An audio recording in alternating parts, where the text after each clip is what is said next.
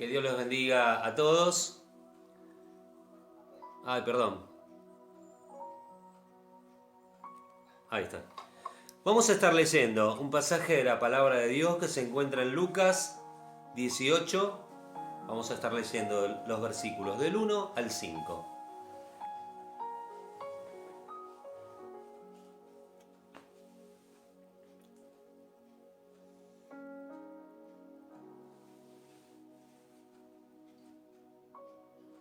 Lucas 18, del 1 al 5.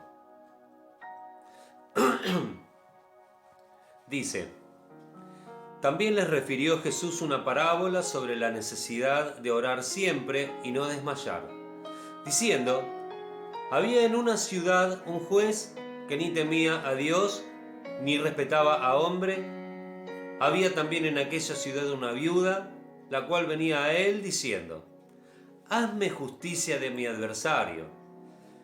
Y él no quiso por algún tiempo, pero después de esto dijo dentro de sí: Aunque ni temo a Dios, ni tengo respeto a hombre, sin embargo, porque esta viuda me es molesta, le haré justicia, no sea que viniendo de continuo me agote la paciencia. El Señor, con esta parábola, recordarán el contexto, estaba enseñándole a sus discípulos que tenían que orar permanentemente, que no tenían que desmayar. Y este era un ejemplo de la perseverancia que tenían que tener. Como esta mujer que había acudido una y otra vez ante aquel que tenía que impartirle justicia de su adversario y sin embargo no lograba resultados positivos, ni siquiera que la escuchara. Pero de tan insistente que fue, terminó el rey haciendo justicia de ella. Esto no quiere decir que el Señor no nos quiere escuchar. Esto no quiere decir que tenemos que insistir porque Dios no nos quiere escuchar. Esto lo que nos enseña es sobre la perseverancia, que tenemos que todo dejarlo en las manos de Dios, confiados en que Él va a actuar, y orar permanentemente por cada una de estas situaciones. Insistir en la oración, no desmayar, permanentemente estar orando, por una cosa, por otra, por todas las cosas de nuestra vida, esperando que el Señor nos dé una respuesta y no buscando respuestas en el índole personal ni por la fuerza humana, sino porque el Señor tiene una respuesta para cada uno de nuestros pedidos. Muchas veces cuando el Señor no contesta, el primer pasaje que me viene a la cabeza es cuando Abraham quiso intervenir buscando una solución al problema que tenía y una respuesta a su oración supuestamente no contestada. Dios le había dicho que le iba a dar una descendencia, pero no podía tener hijos, entonces como no venía, se fue con una de las criadas a buscar esa posibilidad y bueno, y a través de la criada lo logró. Pero no era lo que Dios tenía pensado, no era lo que Dios quería, no era la respuesta de parte de Dios que él tuvo que haber esperado. De hecho, no la esperó, pero sin embargo la respuesta de Dios igual iba a venir, porque luego todos sabemos que engendró la mujer de él y tuvo una civilización numerosa como la arena del mar, dice la Biblia. Y de esta manera Dios mostró que era así como iba a contestar la oración. No tenemos que precipitarnos, no tenemos que buscar darle una mano a Dios, ¿no es cierto? Porque Dios es suficientemente poderoso como para arreglárselas sin nuestra ayuda. La viuda era un símbolo de pobreza, de miseria, de desamparo. No había obras sociales, obviamente, no había ningún tipo de contención para aquella persona que había quedado sola en esta situación. No había ningún hijo que la sostuviera, no había ningún marido, mejor dicho, que la sostuviera, y ella no podía sostener a su familia porque no tenía ningún tipo de sustento y estaba desesperada. Aparentemente tenía un problema con alguien que era su adversario y estaba desesperada ante esta situación. Y en esta actitud de esta mujer pobre, desesperada, angustiada y sin ayuda, nos vemos reflejados quizás todos aquellos que no tenemos ayuda en otro lado que no es a través de Dios. Yo no soy millonario, yo no soy rico, vine al Señor lleno de problemas, lleno de angustia, y creo que la mayoría de cada uno de nosotros, pudo ver que a lo mejor en nuestro entorno y a nuestro alrededor había gente muy capacitada intelectualmente, económicamente, o desde todo sentido, aún desde el carácter. Dice que el Señor llamó a aquellos que no eran para que fueran, justamente, ¿no? Y lo vemos también en los evangelios, que lo que se acercaban al Señor eran aquellos pobres, enfermos, despreciados, y que les costaba mucho, aquellos que estaban en una buena posición. Recordemos al joven rico, que no pudo acercarse al Señor porque tenía que dejar todo lo que él era y no estaba dispuesto a hacerlo. Que en esta viuda podamos vernos reflejados nosotros, sabiendo que por pertenecer a aquellos que son insistentes en los pedidos de oración, el Señor nos contesta y nos da una respuesta de acuerdo a lo que nosotros pedimos y no de acuerdo a lo que nosotros somos. El Señor enseñaba a orar. ¿Qué significa orar? Significa hablar con Dios, significa depender de Dios, significa: Señor, yo pongo esto en tus manos para que tú hagas en mi vida lo que mejor me convenga, pero yo te pido esto y espero de vos tu respuesta. Espero que tú me des esta respuesta. Les enseñó el Padre Nuestro, que otro día vamos a hablar del tema, mostrando las características de cada uno de los párrafos, donde lo exalta a Él por sobre todas las cosas como el Padre Creador, del cual dependemos y necesitamos que Él se acerque a nosotros. A este Dios maravilloso es al que le tenemos que orar, al que le tenemos que pedir y sobre el cual tenemos que perseverar en oración y dándole nuestra vida en santidad, mostrándole que crecemos en fe cada día. Hay un texto que me llama la atención y siempre que hablo de este tema recurro a él porque me ilustra de una manera notable. Todos pueden pedir a Dios, todos pueden abrir su corazón a Dios, pero no todos van a recibir, porque no todos van a tener el propósito divino a través del Espíritu Santo en cada corazón, buscando una respuesta de parte de Dios, sino que muchas veces lo buscan por necesidad. Vamos a leer un texto que se encuentra en Éxodo 8, del 25 al 28. Éxodo 8,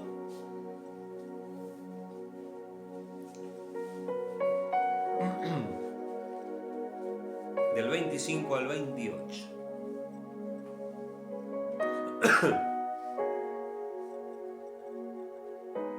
Entonces Faraón llamó a Moisés y a Aarón y les dijo: Andad, ofreced sacrificio a vuestro Dios en la tierra. Y Moisés respondió: No conviene que hagamos así, porque ofreceríamos a Jehová nuestro Dios la abominación de los egipcios. He aquí, si sacrificáramos la abominación de los egipcios delante de ellos, ¿no nos apedrearían? Vamos a seguir hasta el 28. Camino de 3 días iremos por el desierto y ofreceremos sacrificios a Jehová nuestro Dios, como Él nos dirá. Dijo Faraón: Yo os dejaré ir para que ofrezcáis sacrificios a Jehová vuestro Dios en el desierto, con tal que no vayáis más lejos. Orad por mí. ¡Wow! ¿Se había convertido Faraón? El que lee sin conocer el contexto diría: mirá, dio resultado que estaba en el medio de las plagas, porque el contexto de este pedido y de este diálogo de Moisés con Faraón era que, bueno, había pasado ya un par de plagas, creo que la inmediatamente anterior había sido la plaga de las moscas, y Faraón le estaba diciendo a Moisés: bueno, está bien, yo te dejo que te vayas, pero andá, hacé sacrificio y orá por mí, pero no te vayas lejos, le dice. Después, porque Moisés le decía en el 27, no conviene que hagamos así, porque primero Faraón le decía, vieron en el 25, andad, ofreced sacrificio a vuestro Dios en la tierra. Estaban en Egipto, tierra de un pueblo idólatra, de un pueblo apartado de Dios, obviamente. Entonces Moisés le dijo: no conviene que hagamos así, porque ofreceríamos a Jehová nuestro Dios la abominación de los egipcios. Le estaba diciendo en la cara a Faraón que era abominable, y que era abominable todo lo que hacía. He aquí, si sacrificáramos la abominación de los egipcios delante de ellos, ¿no nos apedrearían? Acá lo que le estaba diciendo ahora era que lo que ellos iban a hacer, sacrificar a Dios, el tipo de sacrificio que iban a hacer era abominable para los egipcios. ¿Y qué nos enseña esto? Ellos se fueron lejos, como 3 días, dice el relato más adelante, que no tenemos nada en común con la tierra que nos rodea. Porque todo lo que hacemos nosotros es abominación a la tierra que nos rodea. No tenemos nada con el mundo. El sacrificio debía ser puro y santo. Nuestra vida debe estar consagrada a Dios. No tenemos que hacer nada según las normas del mundo. Tenemos que apartarnos, irnos bien lejos. A 3 días de camino, dice la palabra. Debemos tomar distancia. ¿Cómo ve el mundo nuestro sacrificio? Ofreced siempre a Dios sacrificio de alabanza, es decir, frutos de labios que confiesan su nombre. Que nosotros confesemos el nombre de Dios. ¿No lo ven como una aberración? ¿No lo ven como una locura? ¿Que no aceptemos matar chicos antes de nacer? ¿No ven como una locura que formemos una familia? ¿No es abominable pensar que hay sexo binario y que un hombre tiene que estar con una mujer? ¿No es abominable para el mundo? ¿Y cuántas cuestiones más son abominables para el mundo? ¿Y saben qué es abominable para el mundo? Lo mismo que era abominable para Egipto. Lo recto, lo santo, lo puro, lo correcto. Y aún así, Faraón, el rey de los corruptos, les decía, bueno, está bien, váyanse de acá, pero oren por mí, sáquenme estas plagas. Y Dios le venía diciendo a Moisés, mirá que estos van a seguir, yo voy a endurecer el corazón de Faraón, no te van a dejar salir, mandale tal plaga, venía la plaga y el Faraón de vuelta lo llamaba. Y esta no había sido la excepción. Ahora uno se pregunta por qué entonces Dios no perdonaba a Faraón contestando sus oraciones. Que de hecho las contestaba porque cada plaga en su momento se fue. Y saben que lo más notable de este relato, para mí por lo menos, es que no era una petición genuina para encontrarse con Dios, sino que era una necesidad de ellos para salir de un problema que los estaba atormentando. Dicen que cada una de las plagas tenía una representación mucho más allá de lo que ven nuestros ojos, sino que de alguna manera eran como dioses delante del pueblo egipcio, y esos mismos dioses los estaban atacando. Por eso es tan maravilloso el poder de Dios cuando vemos que Él obra sin ningún tipo de ayuda humana. Que el Señor nos ayude, ¿no? Cuando el Señor estaba por empezar su ministerio, había venido a la tierra en forma de un niño, y había otro niño, primo de él, que también había venido a la tierra, pero no de una manera milagrosa como el Señor, de un nacimiento virginal, sino que una prima de la mamá había sido también portadora de aquel que iba a ser el que iba a preparar el camino del Señor, ¿no? Que era Juan el Bautista. ¿Y cuál era el ministerio de Juan el Bautista? Hacer que la gente se arrepintiera. Era un ministerio de arrepentimiento. Arrepiéntanse, les decía. Bautícense, arrepiéntanse. Cuando no hay arrepentimiento, cualquier oración puede llegar al trono de la gracia. Faraón no estaba arrepentido de lo que había hecho. De hecho, iba a seguir endureciéndose más y más. Pero Dios sabía esta condición. Y Dios conoce el corazón de cada uno de nosotros y de cada uno que viene a la presencia de Dios. ¿Y cuántas veces encontramos que Dios ha contestado oraciones a personas que a lo mejor no podemos saberlo porque no conocemos su corazón, pero después podemos deducir que no habían manifestado un arrepentimiento de sus pecados de manera genuina? Y Dios en su misericordia había contestado las peticiones. Dios en su misericordia a Moisés y a Faraón, de alguna manera, le quitaba las plagas cada vez que Moisés pedía. Y si Moisés no hubiera sido perseverante, esperando el momento en que fueran a salir de Egipto, pongámonos en la cabeza de Moisés un poquito. Señor, te pido que mi pueblo salga. Faraón, mirá que tenés que dejarlo salir. Y bueno, que si no los dejás salir, te viene la plaga, y viene la plaga. Y nosotros nos vamos, y viene la plaga, y vemos la plaga. Entonces vamos de vuelta a Faraón, y Faraón nos dice, bueno, está bien, sacame la plaga y te dejo ir. Bueno, después no te dejo ir nada, y otra plaga.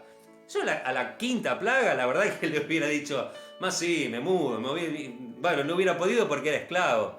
Pero no dan ganas de vencerse, de dejarse de esta idea loca de libertad. Pero Moisés, gracias a Dios, tenía comunicación directa con el Señor, que le decía cuál iba a ser el resultado final. Quiero leer un último texto por hoy, que se encuentra en Éxodo 9:12. Pero Jehová endureció el corazón de Faraón y no los oyó, como Jehová lo había dicho a Moisés. ¿Qué tiene que ver esto con contestar las oraciones? Y era lo que Dios le había dicho a Moisés, que esto iba a pasar, que iba a endurecer el corazón de Faraón.